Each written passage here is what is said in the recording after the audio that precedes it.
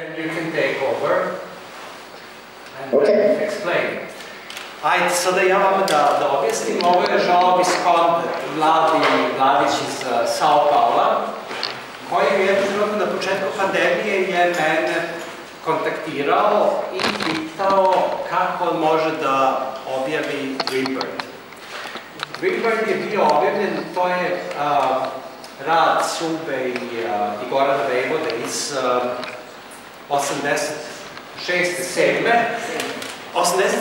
I to je zanimljiva stvar da nekako u SUBinoj biografiji stalno dolazi do tog mešanja ptica i kaveza. Nekako su oni nastajali u isto vreme, međutim to su stvari koje nemaju veze jedna sa drugom. In the Moon Cage, znači kavezi je taj rad za koji je SUBA dobio stipendiju UNESCO i otišao u Brazil, a ptice su nekako nastajale isto vreme. Ja se sećam, to je onda bilo 87. godine, ako se ne varam, da sam kao klinac, to su magične stvari, sedeo i čitao novine u kojima je bio članak o toj nekoj ekološkoj manifestaciji na Novom Sadu, gde su likovi šetali i puštali te ptice i da je kao sa cvrkotom ptica i muzikom kao opomena ljudima koji su hteli da poseku drveće u Limanskom parku. To je meni tako ostalo. Sećam, ja nisam nigde mogao da nađem nikakav trag toga. Kao bilo je skoro kao neki san čudan, dok se to nije pojavilo skoro, pre par meseci. I to su ptice. Ptice su jedna celina, Moon Cage je druga celina. Ptice su objavljene od 1994-1995. godine u Sao Paulo u Brazilu, kada je SUBA bio tamo, priča o objavljivanju ptica na kompakt disku, onda se bili, tamo je kopija ptica. SUBA je te ptice po predanju Joao SUBinog saradnika i prijatelja iz Novog Sada menjao za 100 sati u najboljem brazilskom južnoameričkom studiju.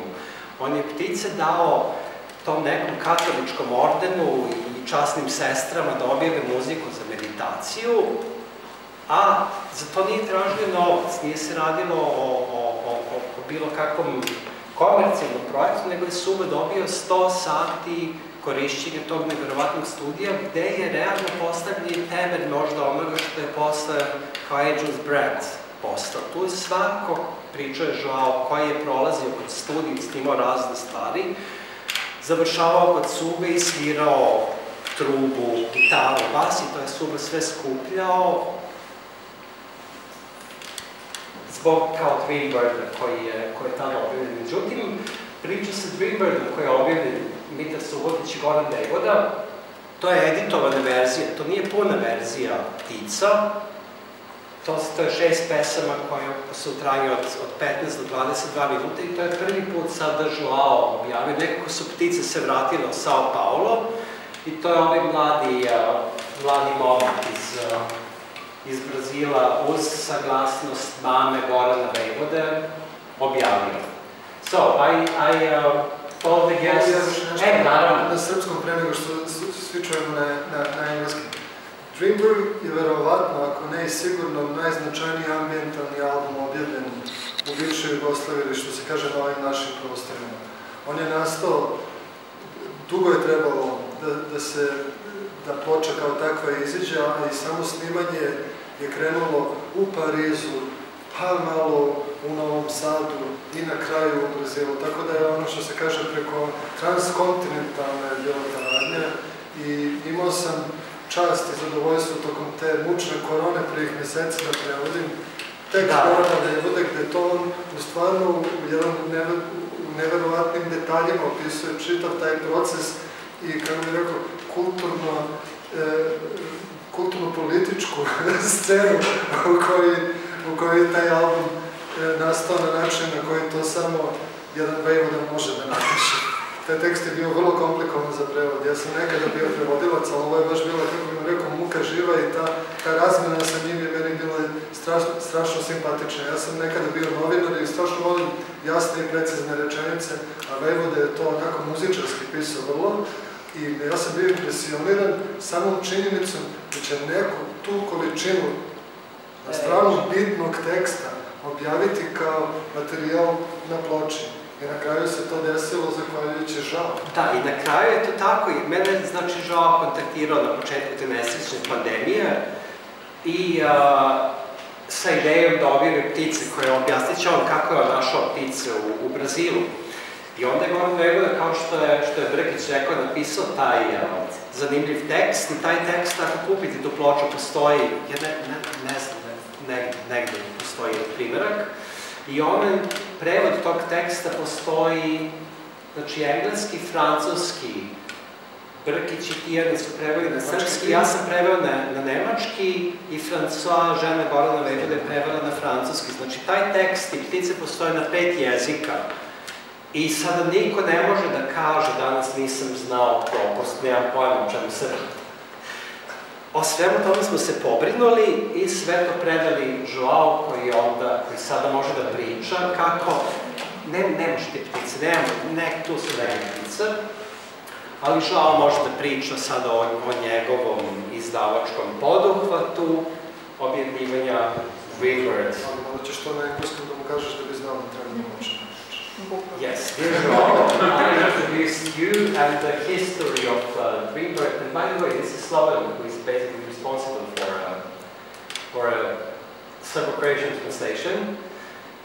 This is our friend Joao from Sao Paulo, from the second city of SUBA, he will tell you how he discovered Dreambird and what was his part of releasing this beautiful, beautiful music and preserving for the future. So Joao, welcome. And I will turn you so you can see the audience. Thank you. Thank you. Hi everyone. Hi. Hi, it's a pleasure. Well, I was already introduced but my name is Joao, and I have a independent small label here in São Paulo. It's called Lugar Alto, and I got in touch with SUBA's music, since I was like a teenage. He's like really well known in Brazil. Because he was like really important for a big, really well-known generation in Brazil from the 90s, and so it's really interesting to see SUBA's name here because he's really like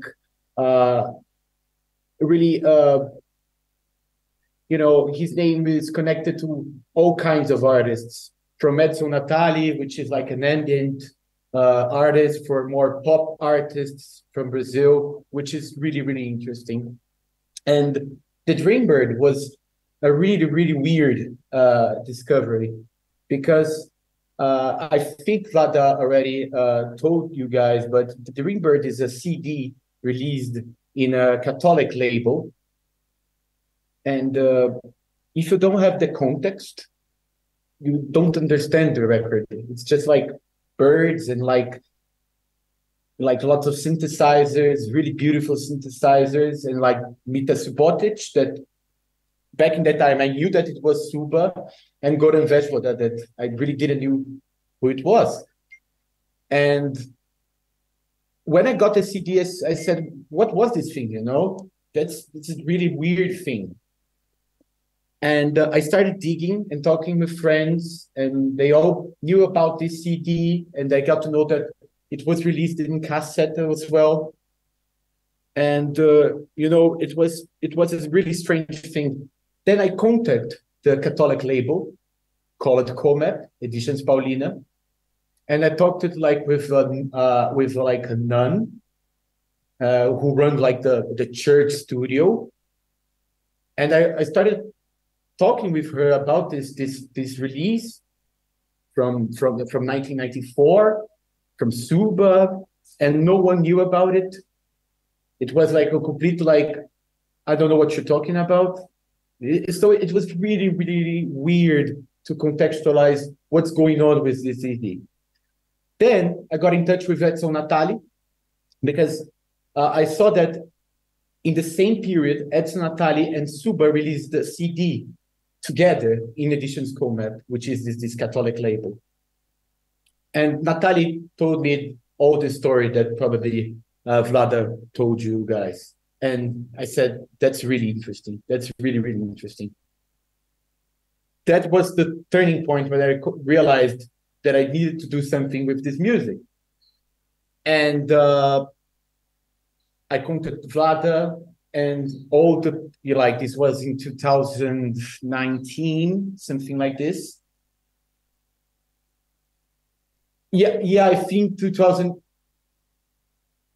Yeah, spring 20. Yeah, perfectly. Sorry.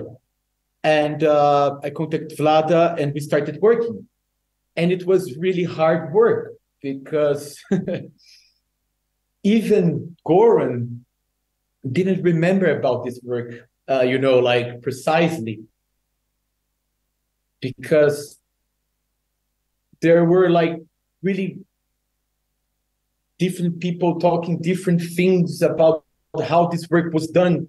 Like Goran remembered this work to be done, like, of course, it was done in Paris during like 1987, I think in summer, and it was during relaxed days there. But for me in Brazil, Edson Natali, for example, told me that all the bird sounds was recorded in Africa.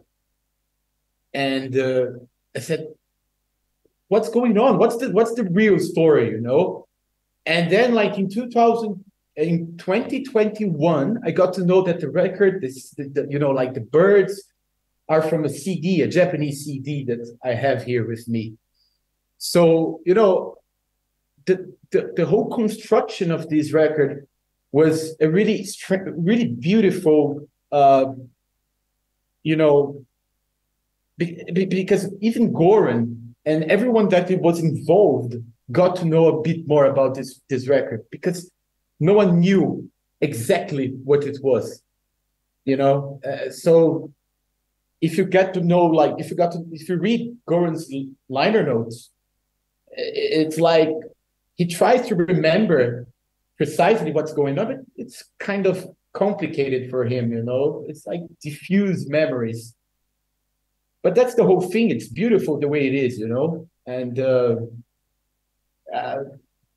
and that's it. So after 1 year and a half, in this comes and goes of trying to remember and gather information and gather all this memories, the Dreambird was finally ready. We translated to 5 languages. The liner notes from Goran. You can download it, and that's it. That was the whole thing. It was really, really beautiful. It was really nice. It was it was a huge thing for me, because I got to know a lot about SUBA, a lot about João Paraíba, about Edson, about the connections between SUBA and Brazil, which are really intense and beautiful. I think that's it. Yeah. If I may ask, or maybe Vlad also knows that, or some of the local experts here might know, the main difference between the original CD release and this vinyl, of course, apart from the fact that there is 2 more songs on the vinyl release, is that on the vinyl reissue, the songs are named Dreambird 1, 2, 3, 4, 5, 6, yes. And on the CD, they have very esoteric names. Is that due to the Catholic record label, or why was there change? It was actually when I was that's a great story. When I was talking with Edson about this record, because he was trying to remember about the artwork from the CD and the names.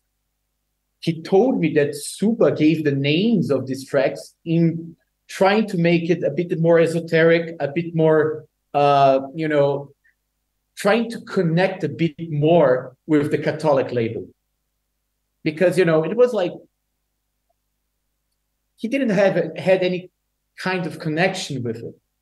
So it was a kind of a way to make it more you know, like a way of the nuns to meditate or something like this.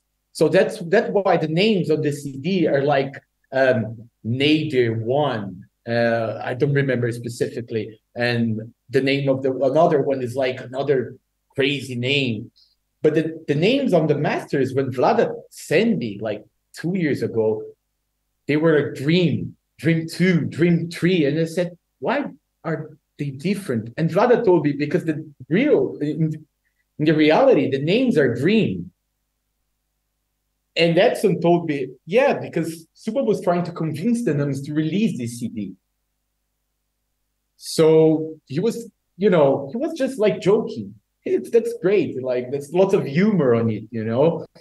And I think that Vlada contextualized you guys, but he was trying to release this CD because in order to release this CD, with all this information that I gathered, he was trying to have more hours of studio to make more projects on the Catholic label studio. So that was his main goal. So that's brilliant, you know. Releasing this CD, which was a really nice thing because it was his first like outro production in Brazil. In another way, he would also have more hours of studio to work. That was his main agreement with the nuns. So it's brilliant. It's really nice, really, really interesting. Yeah, I think that's it.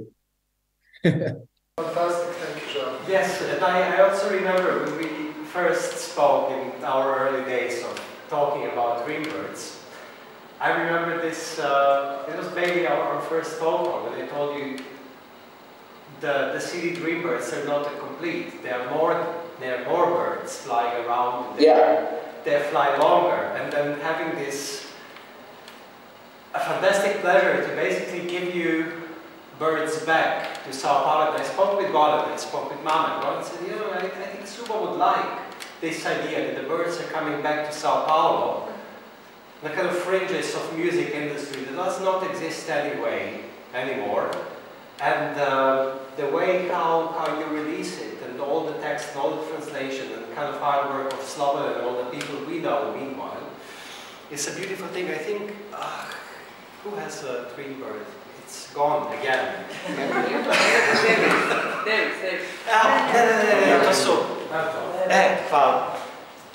Sorry, Joao, for this. So, I switched this to serious language again. Ovo što je Joao, što smo nekako svi Senki uradili, jer ovaj divan dupli album sa Goranovim tekstom i sa svim, u principu što treba da se zna o pticama.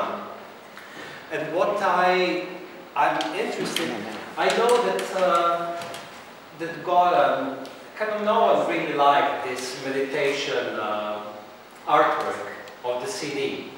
So it was somehow very obvious from the very beginning that it's not going to be reissued that way, because it was never actually reissued like this.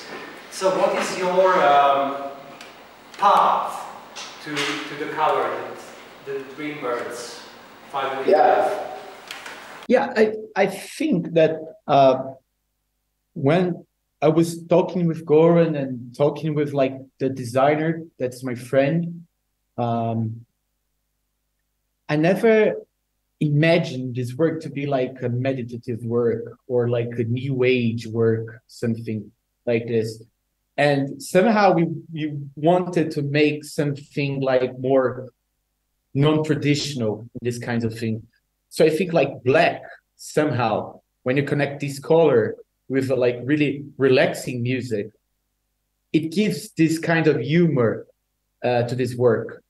You know, like I didn't want to make something like tropical or, you know, like with, you know, like this like relaxing landscapes and stuff like this.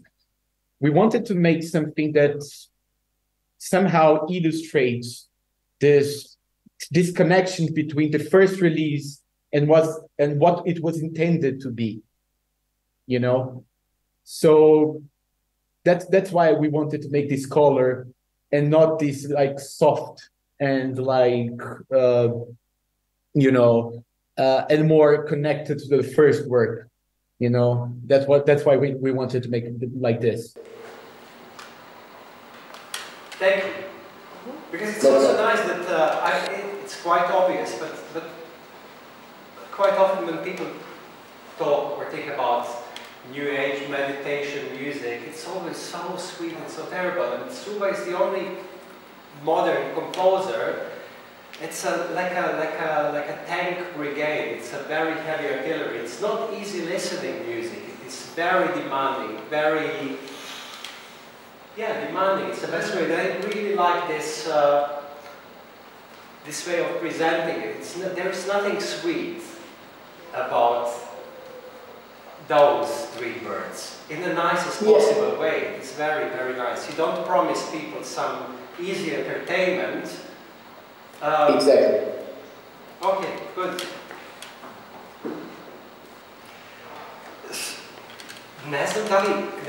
Sorry, so I don't know what's the time. If someone has, because it's okay.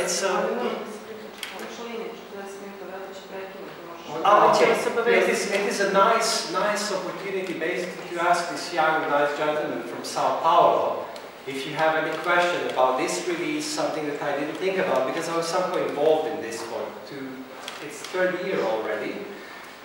And now you can see the face of Dreambird, and if you have questions, here he is. Nicht? Postrašno. Ana, on si video na ovom satu. Baš? Joao, can you tell us what was the reception of the record in Brazil, and in some terms about general legacy of SUBA, and did the reissue re-spark the debate and interest in SUBA's work again? What was the public and cultural reception after you released Dreamlands? Yeah, that's a really interesting question. SUBA is still really like next to like if you go like there are like some record labels that still release like SUBA's music, more dance oriented music in São Paulo, and there are still lots of like artists that still releases music that used to like work with SUBA. So SUBA still lives in São Paulo and Brazil's culture, you know. And this work, which is a really like obscure work from SUBA in this perspective, unfortunately was really not that well distributed here in São Paulo or in Brazil. And this record was not released in Brazil, was just released in Europe. And I was talking with some friends, and we were thinking someday doing this record in Brazil, because we really think that this record need to have more attention here in Brazil, because the CD was really produced in small amounts, and the record that I produced was produced in Europe. The label is from São Paulo, but it is all the productions in Europe. So I think that your reflection, it's really important. And with all these things that we've done, I think that we need to make it more focused on the Brazilian people, because this work was released here at first, and I think that we have more people and more people to touch here, and I think that we don't, we didn't have that many copies here in Brazil, unfortunately. So I think that we, in the future, we can make this record in Brazil. Are nuns still using this music? Can you understand me? Are nuns still using this music for meditation? Sorry. I really don't think so, because I called the record label, and they were really confused about this music. they were really confused. because they were like trying to, trying to search in their database, which were non-existent, really confused, and they didn't find it. And I talked with like the lawyer, and I hope they are then listening and meditating to this music. I really hope. Talking with them, I really don't think so. But do they have this new release now? I unfortunately no. Unfortunately no. I don't think that they have like a record player. All right. Thank you. Thank you. Thank you. Thank you, Joao. And 5 more minutes. So we have. Okay, wait. So Mama sends. You see her. You don't see me. Here. Yes. Here. I can see her. So hugs for Mama. Hi. And all of us. I will write you a letter about all this. And thank you for your time. And thank you very much. And thank you for keeping the fire burning. Thank you all, guys. Thank you very much. Thank you, Mama. Thank you, Vlada. Thank you. Thank you, man. Bye. Thank you.